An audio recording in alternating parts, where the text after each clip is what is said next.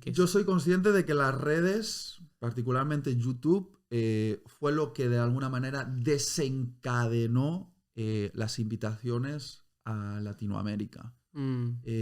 Dios estaba detrás del plan, porque cuando yo tengo ahora 36 años, como bien has revelado. Amén. Cuando yo tenía 17 años y ni siquiera tenía Facebook, no existía Facebook en aquella época, ni YouTube, ni Twitter. Dios me dio palabra profética a través de hombres de Dios que me decían: eres joven, todavía tienes que madurar, pero un día Dios te va a abrir las puertas a las naciones. No eran estas profecías típicas de voy a decirte algo bonito y te voy a decir que vas a ir a las naciones, más que nada porque te gusta viajar y que quieres ver mundo. No, realmente eran hombres de Dios que hablaban a mi corazón.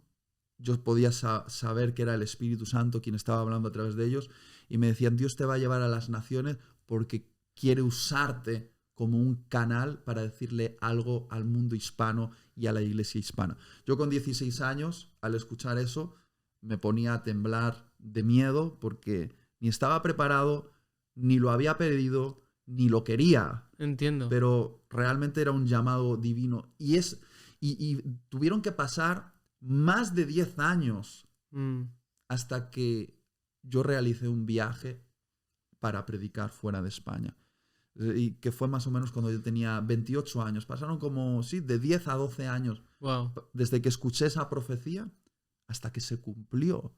Y Dios... Qué fuerte, no conocía esa historia. Sí, quiso usar la llave de las redes para desencadenar el cumplimiento de esa profecía, ¿no? Pero podía haber usado cualquier otra cosa, pero soy consciente de que se dieron esos factores. Es que ese valor también de perseverar, ¿no? Y de que Dios te haya marcado algo y que quizás no veías el cumplimiento de esa promesa y mantenerte, creo que es un gran valor y algo que cualquier persona que nos esté escuchando tiene que abrazar, esta cuestión de la constancia. Pero no me quiero ir porque una vez yo hago una tarea siempre, los que me escuchan el podcast deben estar cansados de escuchar esta frase, que hago una investigación. Ajá. Y escucho entrevistas en plan qué respondieron antes, ¿no? No me quiero ir por las ramas, entonces mi pregunta va por este lado. Cuando vos empezaste también contaste en ese momento que tu ofrenda eran un café, digamos, y yo creo que cuando cruzás el Atlántico y ves que las ofrendas son diferentes y que hay una especie de elite o de farándula cristiana, que a mí me ha tocado verla por momentos y que no me ha gustado, y lo digo por mí, no me ha gustado estar en esos lugares. ¿Qué sensación te ocurrió, digamos, primero como ese choque y luego cómo lo vivís ahora, digamos? ¿Cómo ves esa corriente o ese sector hoy? Mira, yo tuve, David, la suerte que muchos hoy no tienen de ser llamado por Dios a ser predicador cuando no existía el glamour que te da las redes sociales por ser un comunicador. Entiendo. Entonces, yo fui entrenado y fui quebrantado en mi corazón por Dios aquí en España para ser predicador sin los beneficios que hoy en día uno asocia con ser predicador, que es fama, dinero, poder, estatus. Estatus. Es decir, yo fui llamado a ser predicador cuando tenía 17, 18 años. No existían las redes sociales y ser predicador no era un asunto glamuroso.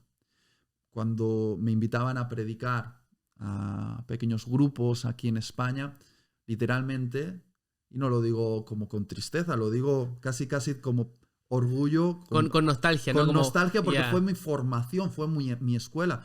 Yo tenía que pagar mi gasolina o mi billete de autobús para ir al lugar a predicar.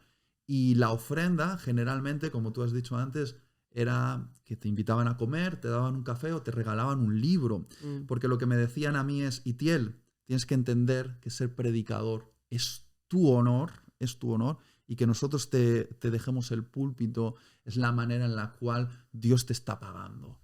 Que te estamos prestando algo que para nosotros es sagrado. Creo lo mismo, Los oídos de la congregación. Entonces, claro, yo crecí y fui pulido como predicador en ese contexto. O sea, mi corazón no anhelaba ser predicador porque me iba a dar mucho dinero, o porque me iba a dar mucha fama, o porque me iba a dar mucho poder, o porque me iba a dar mucho estatus. Porque para mí ser predicador en España no estaba asociado a nada de eso. Entiendo. Es como que el nacimiento fue muy puro de esa intención. Y es lo que no tienen los muchachos y muchachas hoy, porque ellos ya han visto a través de las redes sociales el glamour de una iglesia que es grande y tiene estrellas del rock cristiano. Y no me estoy refiriendo a cantantes, sino a estrellas de rock como rockstar, ¿sí? Celebridades. Y es bien peligroso para el corazón esto. Por eso yo le dije a Alex que si yo estuviese en Latinoamérica y yo fuese alguien nacido en Latinoamérica, moviéndome en esos contextos de mega iglesias y donde se mueve mucho de todo, eso pondría mi corazón en riesgo, porque cuanto mayor es la tentación, más atraído es tu corazón hacia esa tentación. Lo bueno es que yo vivo en España todavía. Lo bueno es que yo sigo estando en España y manteniéndome en un ambiente donde ser predicador es todavía un asunto pionero. La iglesia es misional. Y cuando yo voy a Latinoamérica ya lo hago con un corazón que está comprometido con los principios que he aprendido aquí en España. Y sí, la iglesia en Latinoamérica es generosa. La gente en Latinoamérica te admira y ve al predicador sobre el escenario y se fascina un poco. Y el predicador puede decir, venga, todos a la de 3 salten. Y la gente salta. Que no me entiendas mal, pero es que realmente existe eso. Es otra forma. Pero al ir yo con un corazón entrenado por Dios en el desierto, en el desierto de Europa, en el desierto de España, puedo ir ahí delante de las grandes multitudes y mantenerme alineado con lo que Dios me pide y no dejarme fascinar. Ahora, digo esto con temor y temblor porque, como vuelvo a decir, todos los predicadores y todos los gente de influencia siempre va a estar tentado por el poder. Sí, es una revisión continua. Por la fama. Sí, por el sexo. Por el dinero. Por el dinero. ¿Es así? Sí, creo que son cuestiones que también son transversales. O sea, todas las personas tienen esas tentaciones, pero la exposición te da una cercanía o una facilidad mucho más sencilla y hay que cuidar el corazón y luchar contra eso. Pero... Y te voy a decir una cosa más, David, porque este es un temazo.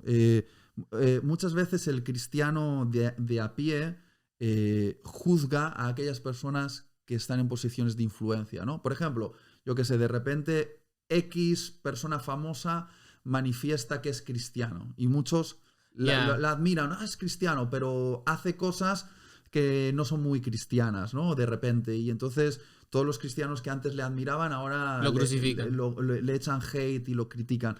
Mira, realmente personas que están en posiciones de influencia tienen que lidiar con tentaciones de niveles tan grandes que no se las desearía pasar a nadie que se encuentra, por decirlo así, en el mundo de a pie, ¿no? Es decir, la gente que está allá arriba en esas posiciones de influencia manejan tentaciones de alto nivel. De alto nivel. Sí, en cuanto al sexo, en cuanto al dinero, en cuanto a la fama, en cuanto al estatus. Y claro, es fácil, tú desde tu casita... no empatizar y no empatizar y decir, no... Es que fíjate cómo vive, pero bueno, y si tú fueses enfrentado a una tentación de ese nivel, ¿cuál sería tu respuesta? Porque quizá es fácil desde tu casita, ¿no? Con tu trabajo. Sí, es fácil. No, yo jamás aceptaría droga en un ambiente donde nadie te ha ofrecido, quizás, ¿no? Claro, a eso me refiero, Entonces, yo me cuido mucho de juzgar a las personas a través de las redes sociales porque hay que ponerse en sus zapatos para saber con qué cosas están siendo tentados y a qué cosas tienen que decir que no. Vale, sí, lo súper entiendo y comparto de vuelta. Creo que conectamos mucho en varios puntos y bueno, por eso nos llevamos bien, ¿no? Pensamos parecido, pero mencionaste algo que me llamó mucho la atención, que era que la nueva generación de predicadores ya ha sido atraída, ¿no? Por ese glamour y no sé si notas lo mismo, pero en la última cuarentena hubo un boom, sobre todo de TikTokers, aunque también de YouTubers y de Instagramers, sobre todo adolescentes cristianos, que algunos Es como decís, no me atrevo a juzgar nada, pero a veces que hacen cosas que vos decís como, esto es raro, ¿no? Como, che, ¿qué onda esto? O sea, este baile, esta forma. Y quizás es una cuestión de que me estoy poniendo viejo. Tengo 26 y ya estoy llegando a los 30. Y hay cosas que me separan de los adolescentes que antes no, y quizás las veo de lejos. Pero ¿qué consejo práctico sería, podrías darles en plan tamizar el corazón, ¿no? O sea, cómo separar, ok, esto lo estoy haciendo porque vi el glamour, porque quiero Claro. los likes, quiero los seguidores, porque quiero la fama, el reconocimiento, viajar por todo el continente predicando, o lo hago porque Dios me llamó. O sea, ¿cómo sería una manera práctica? En cierto modo, creo que has dado la respuesta a tu pregunta. Todo es un asunto del corazón. Yo lo que les diría a todos estos jóvenes que quieren ser personas de influencia, ya sea siendo líderes, comunicadores, cantantes, y que dicen que lo quieren hacer en el nombre de Jesús, les diría que es más importante el fondo que la forma. Clave. ¿Vale? Clave. Y hoy, gracias a las redes sociales, es fácil imitar la forma, pero no tener la autoridad que te da el fondo. Me encanta. Es decir, es fácil hoy ver por YouTube digamos a uno de los grandes predicadores hispanos. Vamos a decir Dante Gebel, argentino, un Dante gran Gebel. predicador. Lo vamos a tener pronto en el podcast. Pronto lo vamos a tener. Dante, si nos estás viendo, te queremos. Es fácil agarrar y imitar sus frases, imitar su apariencia, imitar sus movimientos. Sus chistes, todo. Imitar sus chistes, es decir, imitar su forma. Pero la cuestión es, para que Dante haga lo que hace, ha tenido que vivir un proceso de formación. Es decir, tiene un fondo. Dios ha trabajado con él durante años para darle un fondo, ¿vale? Entonces, ¿qué es lo que muchos jóvenes quieren? Quieren recibir la corona de su llamado antes de que Dios tenga el tiempo suficiente para preparar su corazón, para que pueda sostener el peso de responsabilidad que implica llevar esa corona. Y Dios... Qué fuerte lo que estás diciendo, man. Es que Dios está más interesado en el proceso que en la meta. Nosotros queremos llegar a la meta saltándonos el proceso. Y Dios no quiere llevarte a un lugar donde tu carácter no te pueda sostener. Y claro, a veces ves a estos muchachos que hablan de una manera y que hablan de cosas que uno no puede hablar cuando tiene 22 años, 23 años. Porque para hablar de eso igual necesitas tener 40 o 50 y haber sufrido, haber sido quebrantado, haber tenido experiencias de dolor, haber fracasado y haberte levantado. Pero claro, como son imitadores de forma, pero sin fondo, aparentan ser algo que realmente no son. Y al final eso es ser un impostor. Entonces yo lo que creo es que hay que ser honesto con cada época. Si tú estás en una época con 18, 19, 20, 21 años, sé un comunicador correspondiente a tu edad, a tu experiencia y a tus vivencias. Obviamente tienes que aprender de otros e imitarlos a cierto nivel, porque así aprendemos, pero no te obsesiones por aparentar la forma, sino ora a Dios y diles, dame el fondo, méteme en el proceso necesario, dame el corazón que requiero, forma mi carácter para que pueda sostener el peso de responsabilidad del llamado. ¿Me estoy explicando, David? No, está siendo súper claro y una vez más, coincido mucho. Y le agrego un punto más. Considero que el proceso viene. O sea, es prácticamente imposible que de la noche a la mañana Dios te dé un lugar de esa visibilidad y de esa responsabilidad que quizás tiene la persona a la que estás de alguna manera imitando o quien es tu referente. Y yo creo que ahí en Argentina decimos, ahí es donde se ven los pingos, ¿no? Ahí es donde se ven los jugadores, porque cuando el proceso viene y abandonás, entonces en realidad no es que estás disfrutando el camino, porque Jesús también es el camino. Eso es algo que me ha quedado siempre grabado. Jesús es el final, ¿no? Es la vida, es la meta, es la verdad, pero también es el camino, es ese viaje. O sea, cuando estás transitando ese camino y abandonás, es porque solo estabas interesado en ese final, en ese resultado, en esa corona, y no en el proceso, en disfrutarlo. Y yo no sé si le sirve a alguien, pero no creo estar portando ninguna corona en este momento, pero mi canal de YouTube ha crecido mucho y yo recuerdo estar un año subiendo videos y que no me vea nadie y ser feliz. O sea, y supongo que a vos te habrá pasado lo mismo en predicándole a 5, Claro. 10 personas en esos años. O sea, porque no hay nada mejor que estar haciendo lo que Dios te pidió y no hay nada peor que tener éxito en un lugar donde Dios no te llamó tampoco. Sí, así es. Yo estuve predicando durante 10 años en España, en audiencias pequeñas, en audiencias difíciles, pasando por experiencias desagradables, cometiendo errores en el proceso, teniendo que aprender a pedir perdón. Durante 10 años Dios me formó en lo invisible y después, cuando Él consideró que ya podía salir a la luz, me sacó y me expuso a nivel, voy a decir, más visible, ¿no? Más evidente. Entiendo. Pero la gente que dice, oye, Itiel, tú es que apareciste de la noche a la mañana, ¿cuál fue la clave? Sí, No. sí. Yo estaba en la sombra siendo formado por Dios. Y no fue una noche. Y aquí en España tú le puedes preguntar a mucha gente y dice, ay, Itiel, ay, yo le conozco de aquella época, tenías que verlo. Qué imprudente era. O es que la verdad es que cometió este error. O fíjate cómo te van a contar anécdotas mías que forman parte de los procesos que yo viví y los viví mientras nadie me estaba viendo o muy poca gente me estaba viendo, no estaba expuesto en público, ¿no? Y yo agradezco a Dios por esto.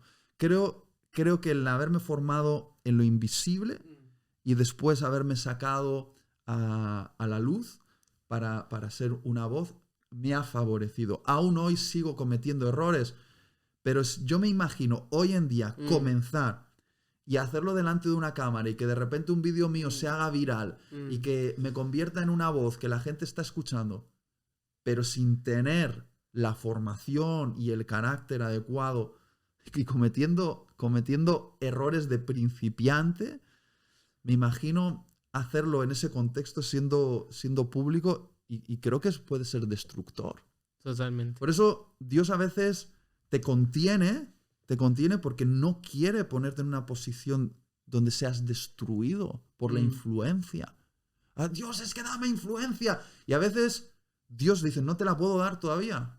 Yeah. No, pero dámela. Y a veces lo peor que Dios puede hacer es concedernos el deseo. Claro. Porque si nos lo concede, nos está poniendo en una posición muy peligrosa, porque nos puede destruir, porque no estamos listos para asumir lo que implica estar en esa posición. No sé si estoy siendo lo suficientemente claro. Súper claro y creo que más de uno que está escuchando se está sintiendo, hay una palabra que me gusta usar, interpelado, ¿no? Como que está sintiendo adentro suyo como que le estás poniendo palabras a cuestiones que ya están adentro y que están condensando ahora. Yo les diría, mira, de los 0 a los 10 años que aprendan a comer y a hablar, ¿vale? De los 10 a los 20 años que estudien y que aprendan a ser estudiantes. De los 20 a los 30, si ya sienten un llamado a ser comunicadores, influencers, líderes, que se dediquen a trabajar en sus iglesias locales, en sus grupos pequeños, en las áreas de influencia pequeñas. De los 20 a los 30 años, que experimenten ahí, en ese ambiente seguro. Comparto. Para que después, a los 30 años, después de la formación necesaria, quizá, ¡pum!, explotes y te conviertas en una voz de autoridad que la gente quiera escuchar. Obviamente no estoy poniendo edades como norma. Como pero reglas bíblicas, pero estoy hablando de que procesos. No hay que ir rápido. Comprendo. Hay que vivir el proceso. Es mejor, es más saludable y finalmente eso te va a diferenciar de ser un fuego artificial o ser una antorcha. Wow. El fuego artificial. Qué poeta que sos, me encantas, men. Ilumina de repente por 30 segundos y luego ¡pum!, explota y desaparece para siempre. Es fascinante esos 30 segundos. Pero después explota y desaparece. Es un cartucho quemado. Sin embargo, la antorcha se prende y quizá no es tan fascinante, tan increíble, pero perdura en el tiempo y ilumina y se convierte en una herramienta útil para iluminar el camino a los demás. Yo quiero ser una antorcha, no quiero ser un fuego artificial. Me parece increíble de la galera, como decimos en Argentina, o sea, de la nada, el ejemplo que te sacaste, o sea, es muy bueno. Yo no sé si esto te sale natural o si es que tenés un diccionario de cosas, porque es como que quedo flipándome, o sea, queda como alucinando.